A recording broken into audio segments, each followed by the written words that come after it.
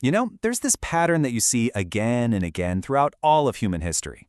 It's a cycle that's both, well, incredibly inspiring and, frankly, a little terrifying.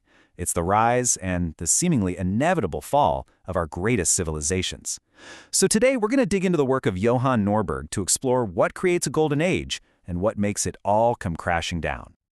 I mean, it's the biggest question there is, right? You look at the ruins of Rome, the lost cities of the Song dynasty.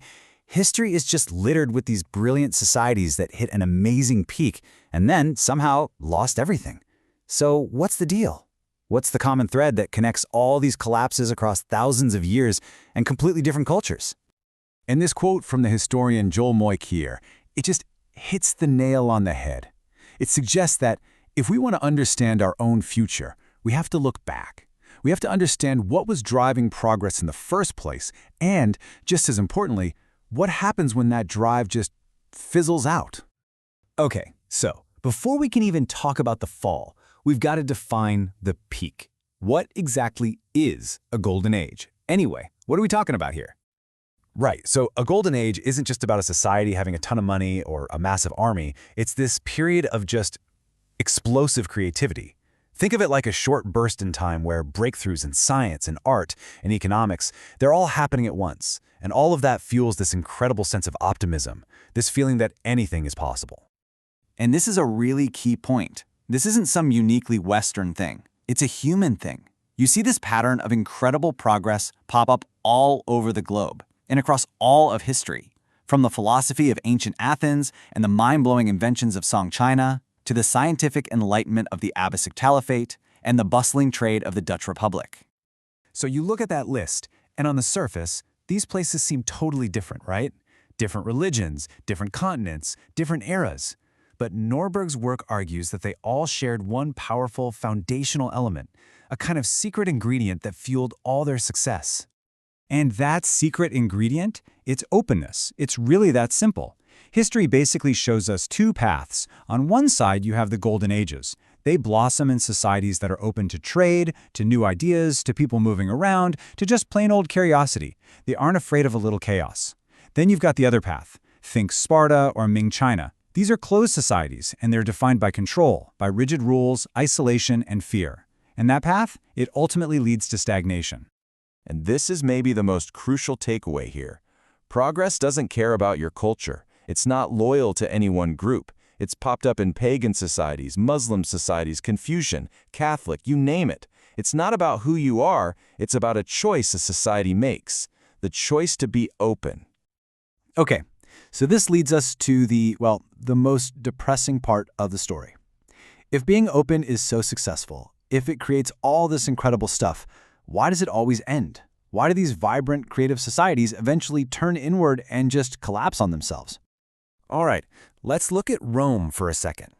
At its absolute height, 1 million people lived in the city. 1 million. That was an unbelievably huge metropolis, a symbol of wealth and engineering. This number, it just gives you a sense of the sheer scale of success that openness can build. But it didn't last.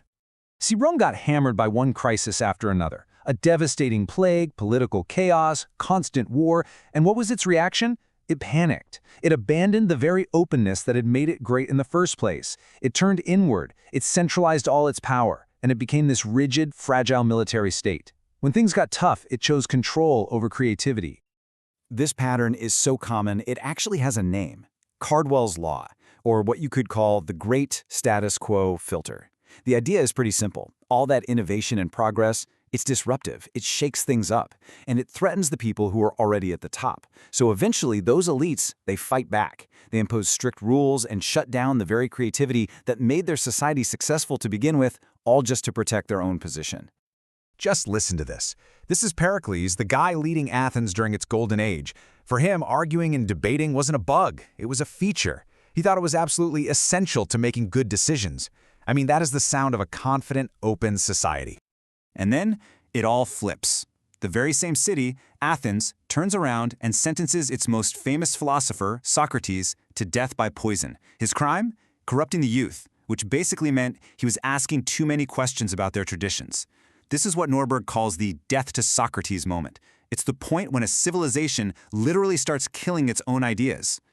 And you might think, okay, that's just Athens. But nope, it happened in Rome, too. They had their own moment when the brilliant statesman Cicero, a huge defender of the Republic, was murdered. And to send a message, his killers cut off his head and his hands, the very source of his powerful words, and nailed them to the speaker's platform in the public square. It was a brutal, symbolic message. Stop talking. Stop questioning. So, after all that history, where does that leave us? This pattern is remarkably, almost frighteningly consistent. It really makes you wonder, are we doomed to repeat it?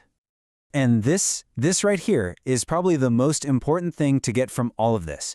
Every single one of those amazing golden ages we talked about, they all ended. They all fell into that same trap, that great status quo filter, and they collapsed. Except for one. The one we're living in right now, the modern, global era of progress we're all a part of, is the only golden age in history that hasn't ended. Yet. Which brings me to this quote from Abraham Lincoln, and man, does it hit home today. He basically understood that the biggest threat to a free, successful society doesn't usually come from some outside enemy. It comes from within. The pattern of history shows us that golden ages don't get conquered. They commit suicide. They choose fear over curiosity. They choose control over openness. And that leaves us with a really simple but massive question. Which path are we going to choose?